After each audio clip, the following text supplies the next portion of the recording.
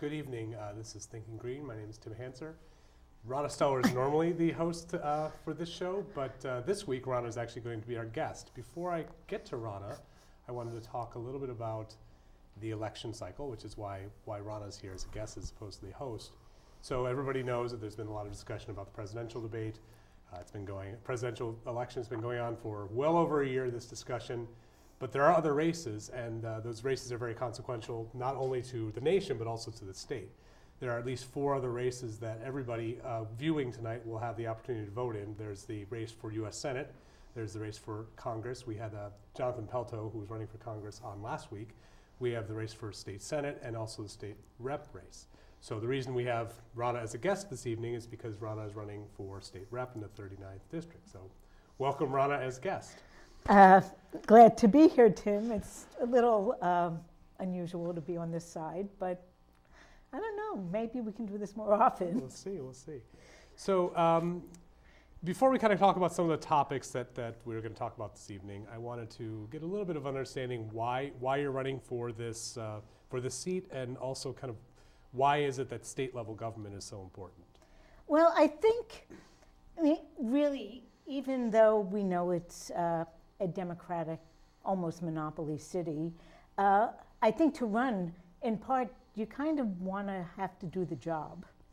And I admit that the Green Party probably decided, as you know, in spring, that we would like to have a candidate, especially in a presidential election year when there would be a lot of people coming to the polls.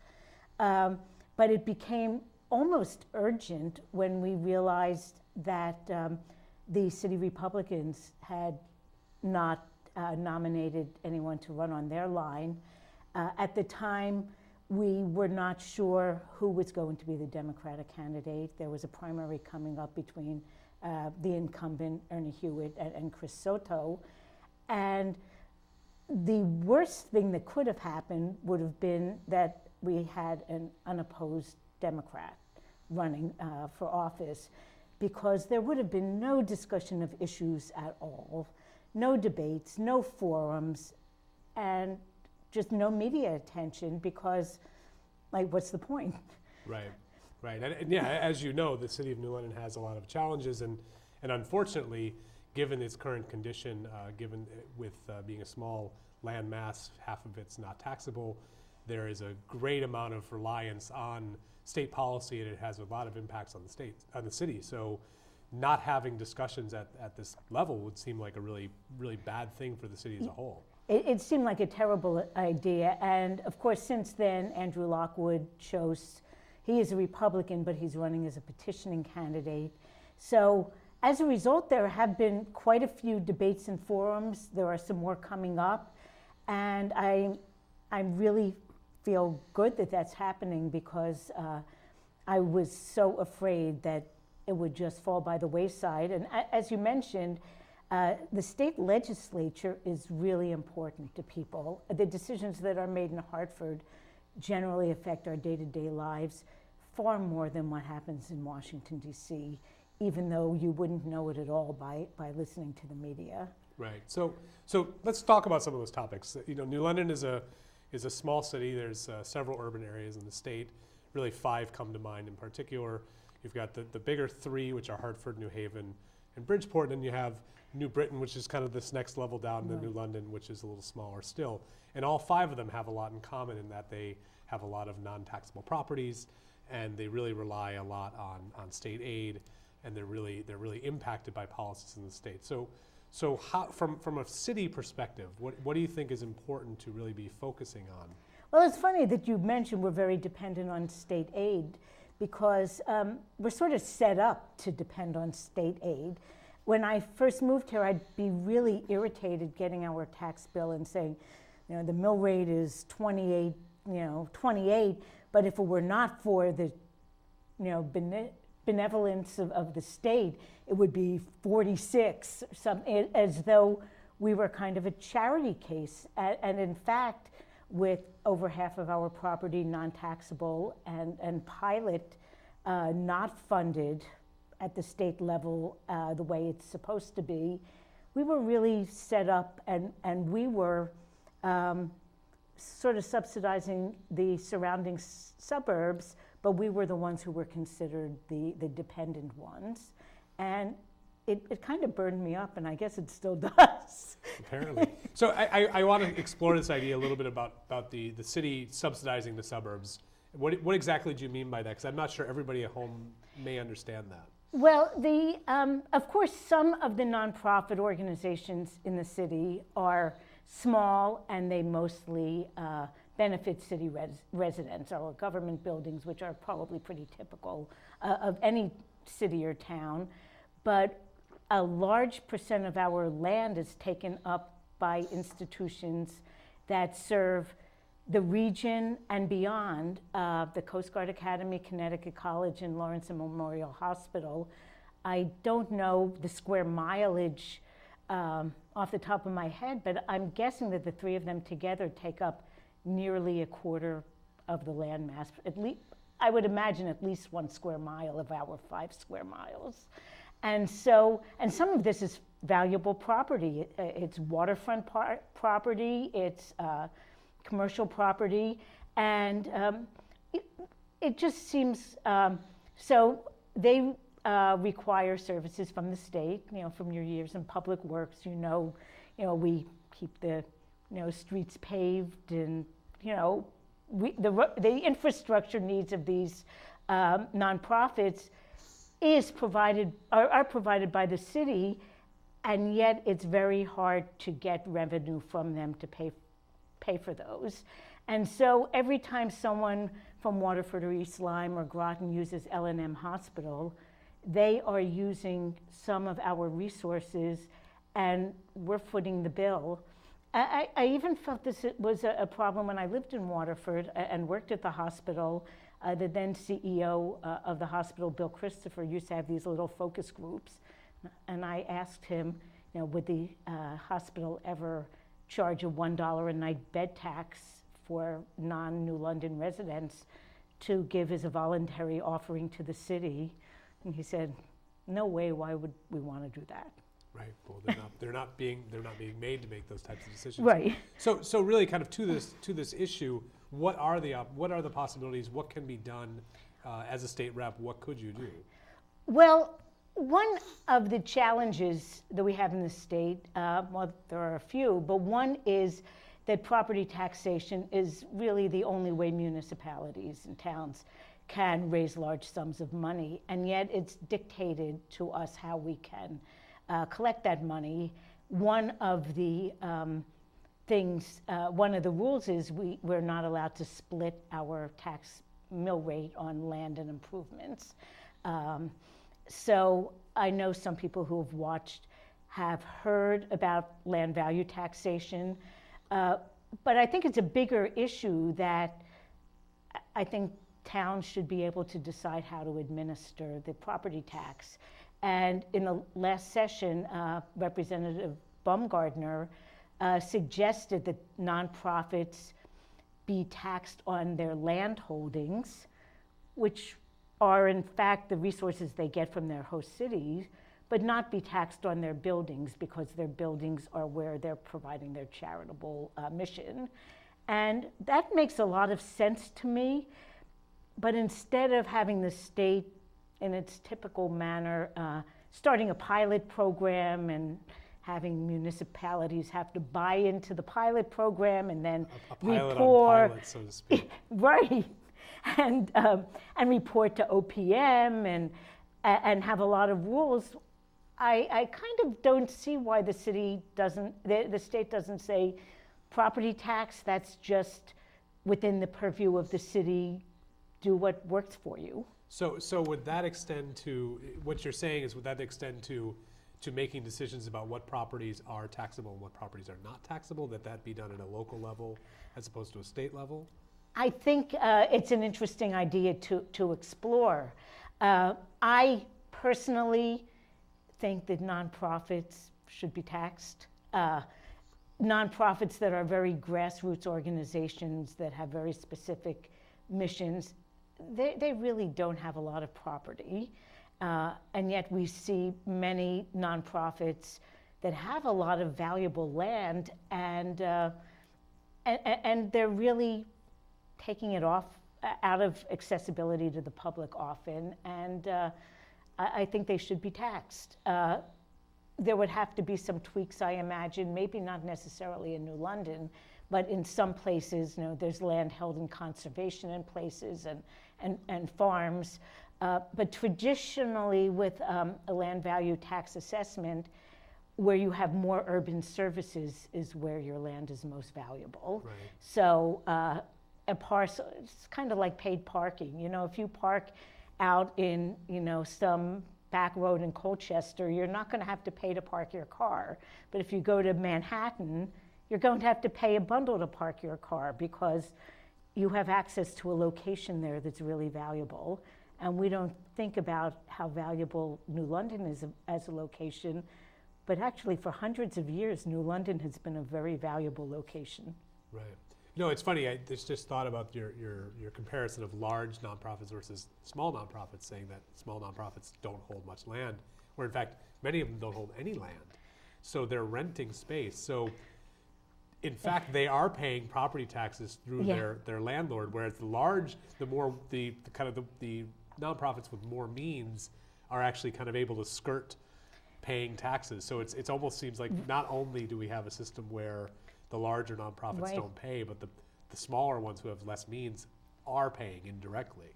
And I think it's hard to also create a system where some of the larger nonprofits, some of their holdings are used for-profit enterprises. I worked at the Lawrence and Memorial Child Care Center, and when I worked there, it wasn't part of the nonprofit hospital, but after I left, it was leased by a for-profit child care company, and I do not believe the hospital paid tax on it, property tax on it, even when they were leasing it to a for-profit entity. And that arrangement only lasted for about 5 or 6 years, and then it closed altogether. But I'm guessing there are some properties that are owned by nonprofits and used for profit generating activities that may or may not be paying property taxes. Well, I think the other, just to kind of stick on the hospital point, there are examples where, or there's a trend within the healthcare industry for hospitals to take in doctors groups and have them become part of their operation. The example that we have here in New London is on Howard Street. L&M purchased that property, and immediately it was taken off the tax rolls. And it's doctors' offices for the most part. And well, I was talking to a friend who has a lot of experience working with doctors' groups and ensuring patient care. And I learned quite recently that until the late 80s or early 1990s, physicians could not be employed by anyone but other physicians in the United States. That's interesting. Because their Hippocratic oath would have been considered to be compromised if they had a fiduciary responsibility to an employer that wasn't another doctor. And HMOs, the original ones were doctor groups, and they sort of bridged the way, and now it's kind of totally lost, and you do have doctors who are conflicted in their mission that they want to serve their patients, but because they might be employed by a company that has a different responsibility, there's a built-in conflict of interest. So it's a little off topic, but it was actually presented to me as something as a template for what's happening in privatizing education. And I think whenever you privatize public goods, you do start building in a conflict of interest between the profit motive and providing the mission that you are supposed to be to the public. Okay. So staying on the topic of cities, I think we'll get to education a little bit later because you have a lot of experience in it, and I know you have a lot of thoughts on that. So we've talked about taxes, and we've talked about the impact that state policy has had on the cities of the state, and in particular New London, and it's basically it's subsidizing services for the suburbs, who are by and large wealthier than those cities, and also it's not funding in ways that are appropriate for those cities to be able to raise appropriate revenues. So One of the things I know you talk a lot about is land use and economic development. So how is it that cities are really, how do they matter in this equation, and how is it a state issue? It's really challenging. In many ways, we are encouraged to think regionally, but in terms of land use, I always get a little bit nervous because the models that work for developing suburbs and to wealthy communities really don't work very well in the city. And too often we see projects in the city that depend on aggregating small parcels into big parcels and trying to get big things going. And of course, we know about the Kilo case in New London, and some people say, and there might be a partial point to it, that one of the reasons development hasn't happened was the court fight. But if you look on Bank Street at the Shaw's Landing apartments, that parcel started out as many small parcels. Ned Hammond worked for years to get all the encumbrances off of all of the properties, because when you merge the properties, every property has to be clean before you can do anything. And the time lag, just like you lose steam for the whole development project. And so only half of that project, not even half really, maybe 40% of that project got built. And it wasn't because anyone fought against it or didn't want it. It's just a really difficult model to follow in the city. So that's one thing. The other, I like talking not so much about taxes and spending, but how much are we getting for our investment?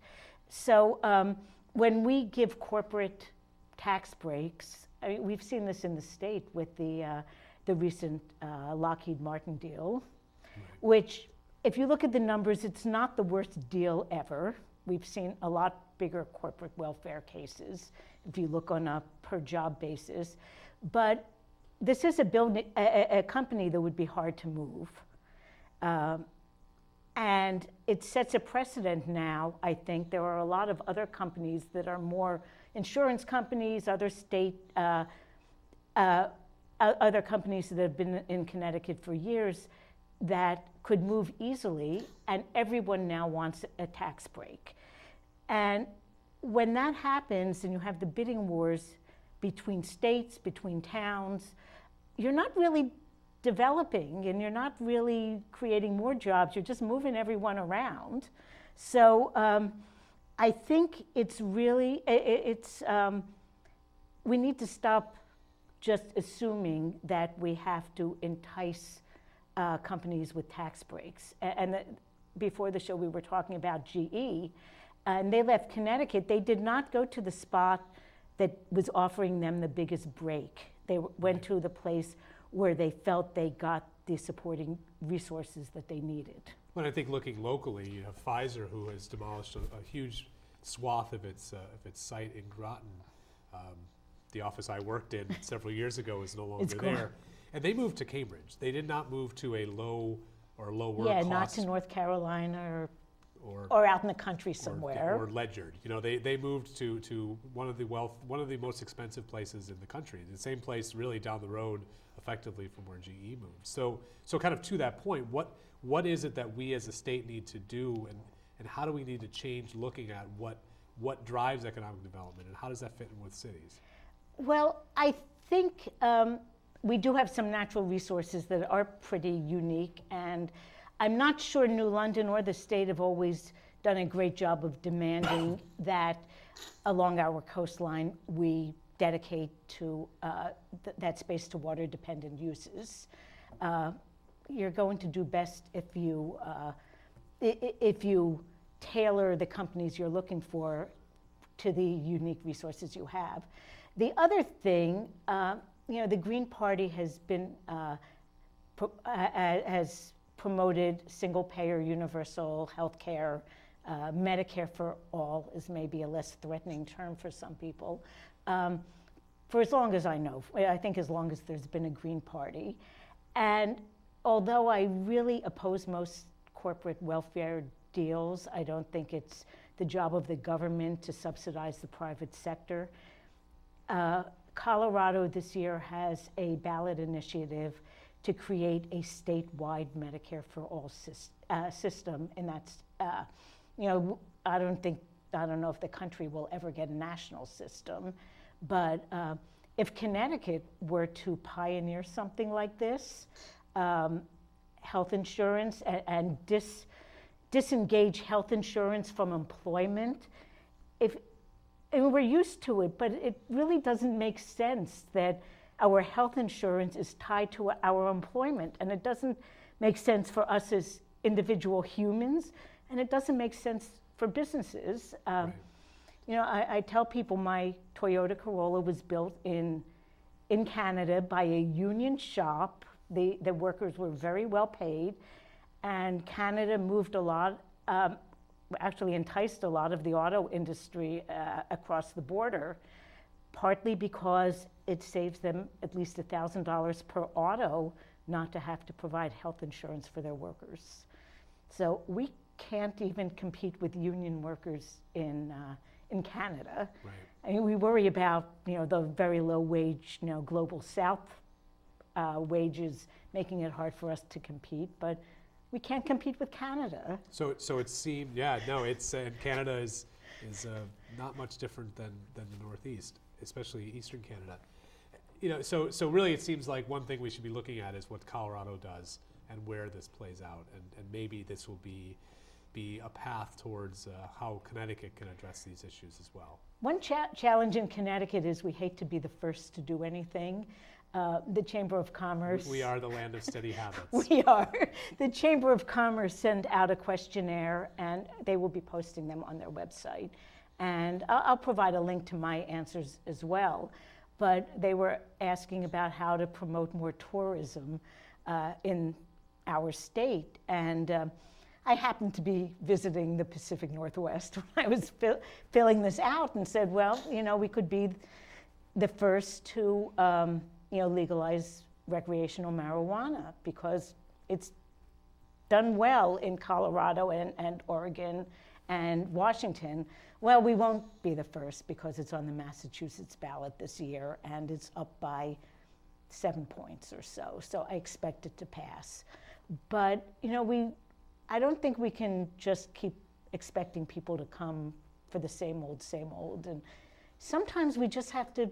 It would be nice to be first at something. Sure. Yeah, it seems like Connecticut has become the wealthiest state within the union through suburbanization and really left its cities behind many years ago, more so than probably most states. And we're kind of reaping what we've sown at this point, and there's some real efforts that need to be made to turn that around. And that is very true. I mean, there's been a tremendous population loss in the state, and there was a tremendous population loss in New London from 1960 to 2000, but over the last 15 years, we gained and we've kind of leveled off. But I think in 2000, our population was a little bit under 25,000. Now it's over 27,000. We gained about 9% over a decade that a lot of the communities in the state lost out. And I think it's because we're small, but we have an urban feel. People can find affordable housing, which is a tremendous asset in our area to have affordable housing in an interesting urban area, because we know in New York or in Boston, or southwestern Connecticut, it is much more expensive to live than here in New London area. So I think that we're kind of well positioned to gain back the population that we lost for the 40 years before this century started. Just as long as our state policies facilitate such efforts. Yeah, well, and of course, and I don't know if you want to go into transportation, but I think that was on my list, so it certainly can go towards that right now. But people, with the expansion of Shoreline East Service, over the past 6 or 7 years. People literally can live in New London now and work in New Haven, Stamford, Norwalk, even New York City, although it's not, that's a little bit of a stretch.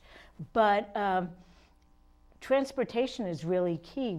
A lot of people, even if we don't have jobs right here, we could build our population with people who work in bigger cities closer to the big urban areas if they can get there in a convenient way. And I-95 isn't it. Yeah, it's funny because the Governor Malloy, is, I think, likes to position himself as being very, very much focused on transportation. He released his plan, Let's Go CT, about a year and a half ago, I think now. It's been criticized by some as being a wish list pie in the sky because it basically throws everything in. So with that kind of as the backdrop, what do you see as really where we need to focus state energy in our transportation system? Please don't widen I-95. I would definitely, since I moved to Connecticut in the late 70s, I think we've been hearing about I-95, needing to be wider all the way through to the Rhode Island border. I remember 12 years ago going to a workshop at Waterford Town Hall with renderings of the widening of I-95, and there are problems on Sunday afternoons in the summer, but otherwise traffic does move pretty smoothly. And if you go to places where highways are wider, it doesn't solve the traffic problem. When you widen highways, it just draws the traffic. So we have to think about other ways to get around. And a reliable, convenient, frequent commuter rail service would be great. I haven't heard very much recently about the Central Corridor line, but if we could, in addition to having rail from New London to New Haven and westward, and maybe, if I can dream a little, to the Rhode Island border to eventually hook up with TF Green. But the Central Corridor line, if we could have a train that went from New London through Uncasville, there's a casino, a big employment hub there, college campuses in Norwich, Willimantic, stores, up as far as Vermont, ultimately. We could once again expand where people could work while living here, and it would be so much more convenient and reasonably priced. Okay. So one thing you talked about a little bit ago, I wanted to kind of jump back to, or jump forward to, which is drug policy. So you had mentioned legalization of marijuana. You'd mentioned the initiative in Massachusetts, and I know this is a topic that you really like to discuss. And I think it really fits very clearly with cities and impacts to cities. So give us your thoughts on drug policy and really, where things need to be improved and why.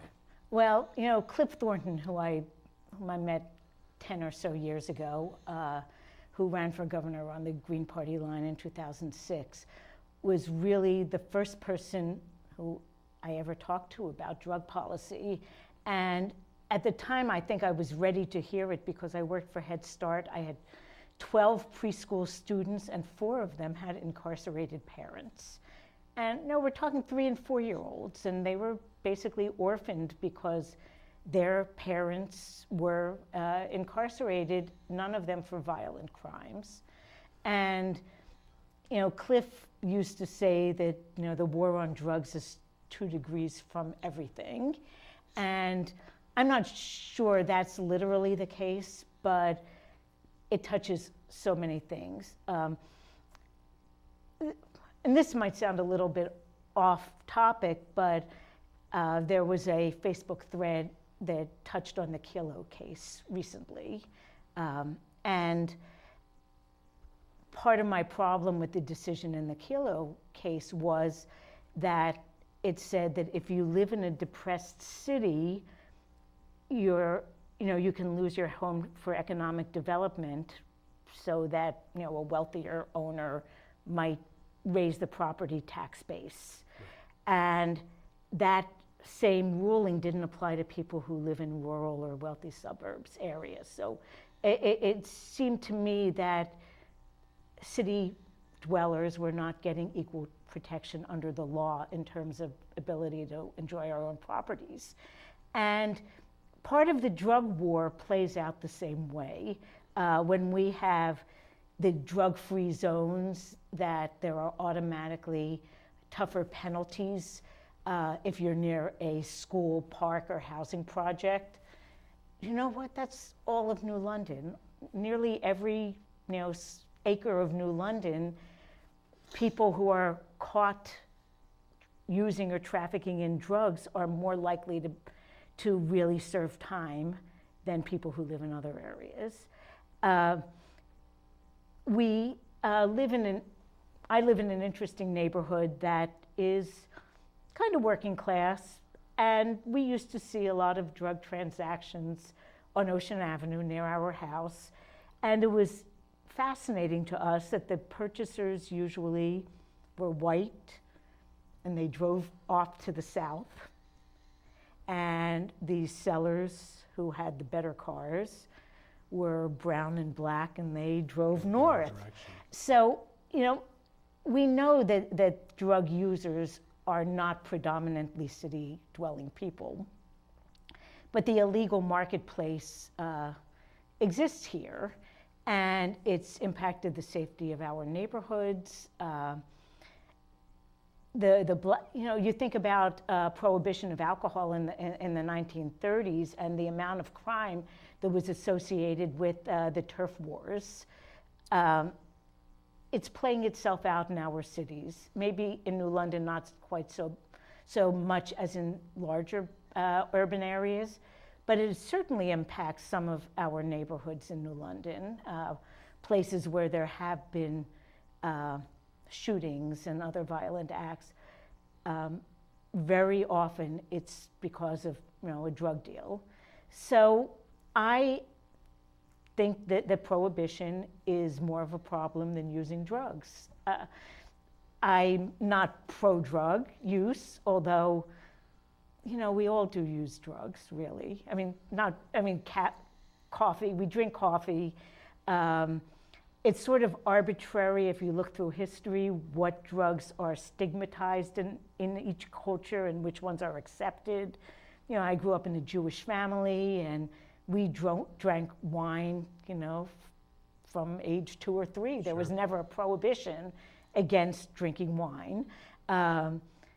Coffee is pretty acceptable here, but in the 1400s in Turkey and Spain, you could be executed for being found with coffee. Right. Well, I was just going to say there was actually a papal ruling on the legality of coffee for Catholics, and up until then it was a no-no. And to think, I don't think I could survive without having coffee on a daily basis. And I'm sure I know many other people who really it's as much of just a part of their lives.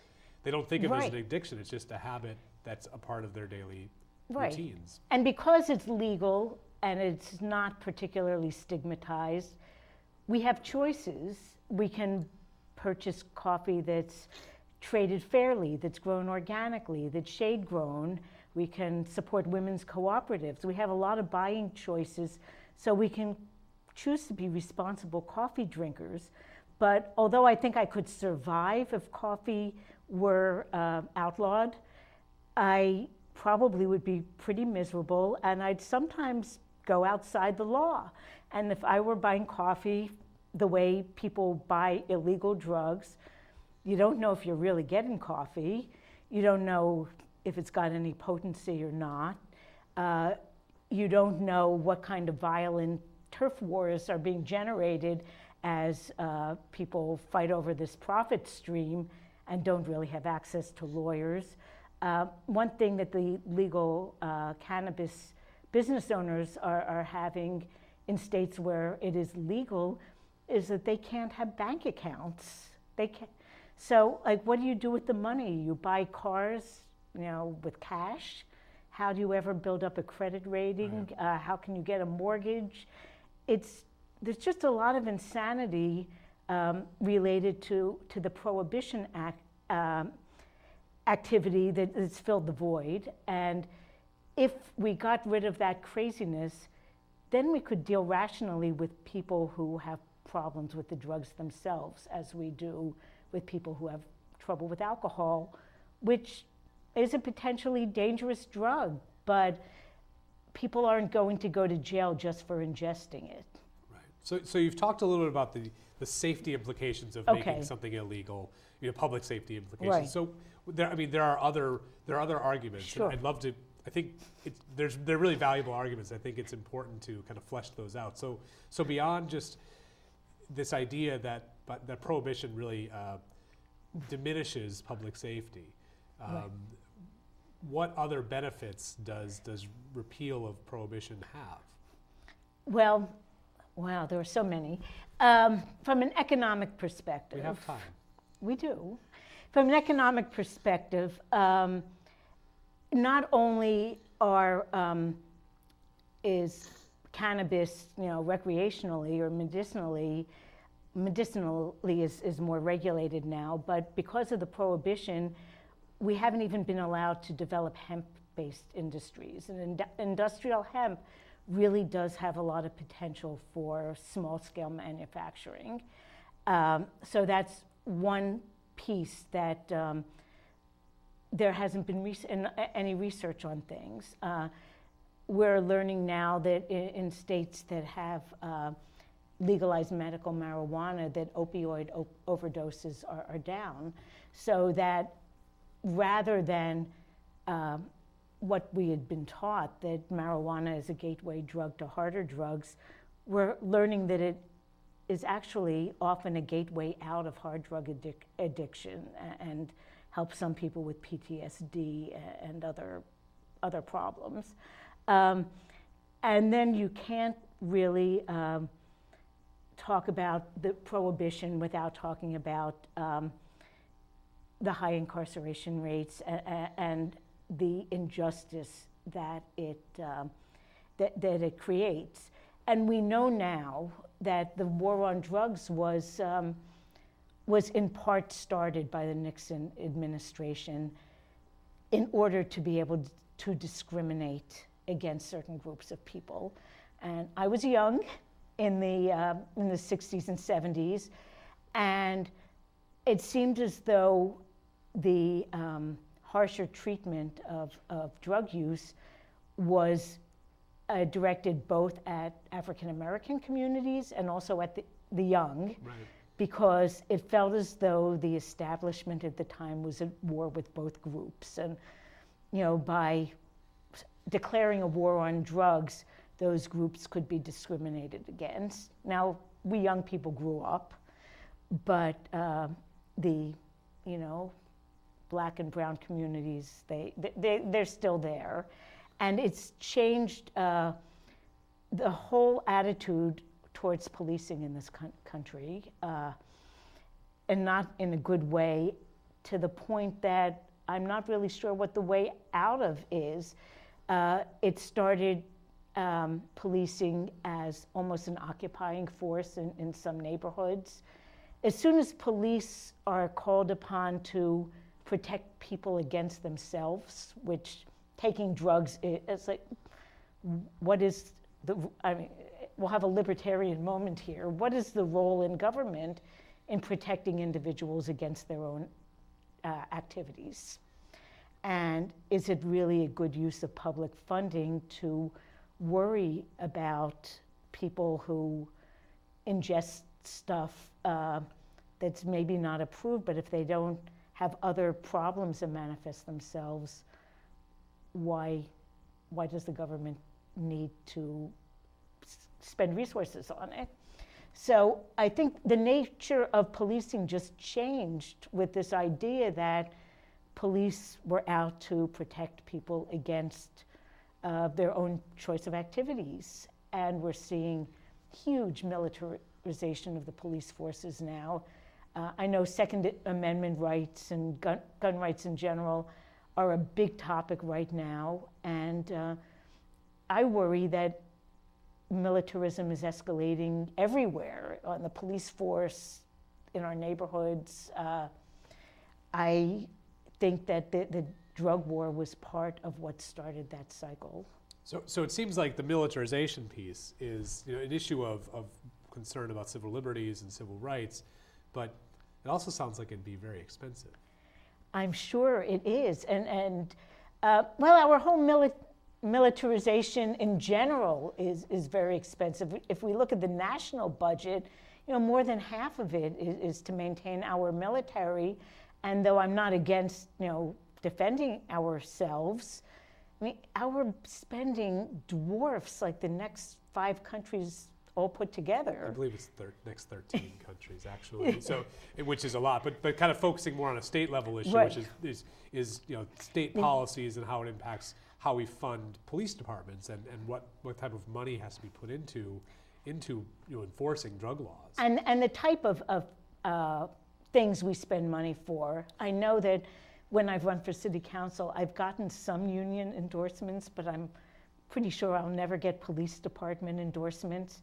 And it isn't that I'm against, fair wages and benefits, but I don't think police departments need biting dogs. Why?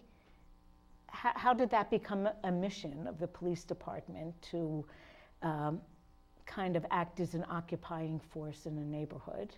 And it all costs money, and budgets are, in a way, some zero. I can vouch for that reality. Not everything is, but if you spend more money on policing, then you're going to be spending less money making sure your sidewalks are fixed, and which really benefits people more. And I think cities have this problem more than suburbs. We have guests on the show every so often who are from LEAP, Law Enforcement Against Prohibition. And about a year ago, we had a gentleman from a town in central Massachusetts. I forget what town it is, but its population was about the same as New London, 25 to 30,000. And I asked him how big their police department was. Something like 40 people. And of course, in New London, I think City Council has even passed ordinances saying that we need at least 80 or. Right.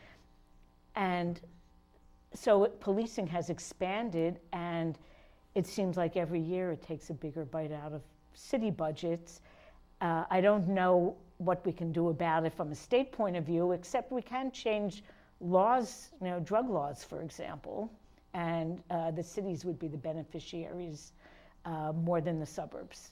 Okay. So I think the next topic we're going to talk about is education. So education is, your background is in education. Right. There's some very interesting things going on at the state level at this time. There was as you know, there was a court ruling regarding the Connecticut CJEF, Connecticut Coalition for Justice and Education Funding. So I couldn't remember the second C. So that ruling has said that the state's approach to funding education makes no sense. To put it in layman's terms, the state is appealing the ruling. Governor Malloy, interestingly, did not challenge it, but it was appealed by Kevin Lembo. Yes, exactly, by the Attorney General. So there will be a time that this will have to be addressed by the legislature. So let's talk a little bit about education funding, and then if we have time, we'll talk a little bit about policy and what can be done at the state level. What are the concerns and what can be done? New England is probably the only part of the country where public education is funded on a town-by-town basis. Most of the country, it's funded on a county-wide basis. And Connecticut has 169 towns and the biggest economic gap in the country. So the funding of schools is inequitable if we just let it go. Jonathan Pelto, interestingly, our candidate for Congress this year, was instrumental in creating the ECS formula back 25 years ago. That's the education cost sharing. Education cost sharing, yes. And talking to him about it, that formula would not be bad, except it isn't followed. And I know that you have, put together numbers about how there are some funny things going on with that formula, that amounts of money the state gives to a town can't be reduced even if their school population drops. And New London has been chronically shorted, and those several $1 million that we've been shorted would make a huge difference in the New London budget. We have probably the biggest class sizes, even with our magnet schools, of any district in the area. Typically, class sizes in elementary schools are between 25 and 30 students, which, and by the way, I was told we have 5 minutes. So, Yep. so we don't have a whole lot of time to talk about that, but two thoughts are, if we follow the ECS formula, we might have a better idea of whether it works. Right. But the other problem, and I was on the Board of Education, are special education costs. And special education is not only very expensive, but it's very unpredictable. 1 or 2 students can move in or out of a district, and you can have a 6-digit line item change. That's huge. And so I believe that from a state point of view, special education standards are set largely by the federal government, but if the state covered special education costs above what the mean cost per student is in each school district, it would do a lot towards creating more equity from town to town. So really, it sounds like one of the things that really needs to be addressed, besides this formula, is how we fund special education, because it just has this it creates wild swings and a lot of unpredictability. A lot, and often, of course, the districts that can least afford it are the ones saddled with a higher percentage of not just special ed kids, but English language learners. Right. Did you want to talk anything more about education policy? Our governor is a governor who's very much in favor of charter schools, and I know this is a topic that's been brought up at a forum. You did not have the opportunity to speak on it. I did not, nor did I have an opportunity to speak on vouchers. As a general rule, I believe that the first priority of public money is to fund public services. And charter schools are not accountable the way public schools are.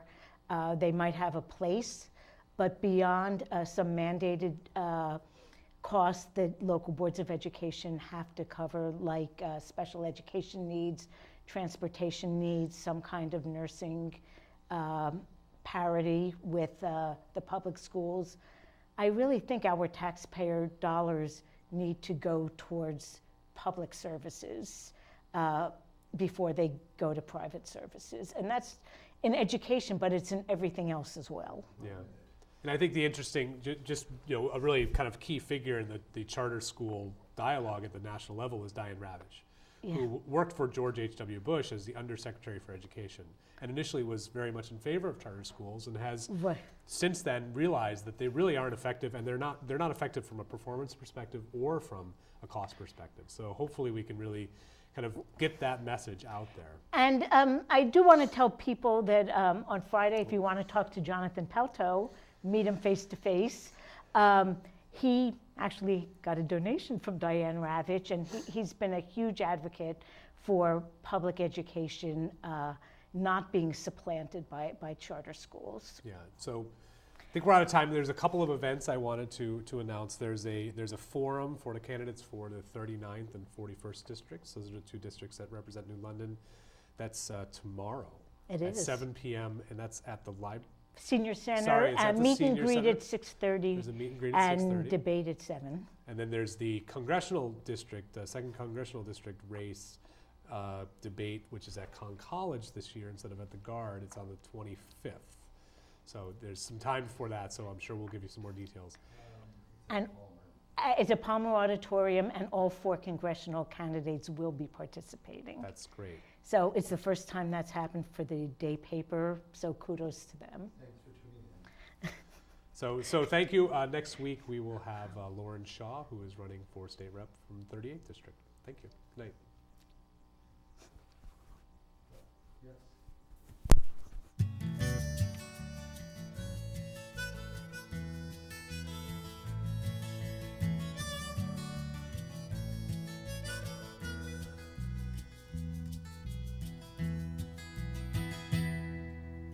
She's a little runaway, refusing to obey. Ain't got no money, but maybe she will someday. Don't know where she's heading, but she knows where she's been. She is a runaway. Why don't you run, little runaway? You've only got so long, for they are nipping at your heels, trying to medicate your fears. Oh, you've got time, don't rush the age that you're living in, but you'll run, run while you think you can.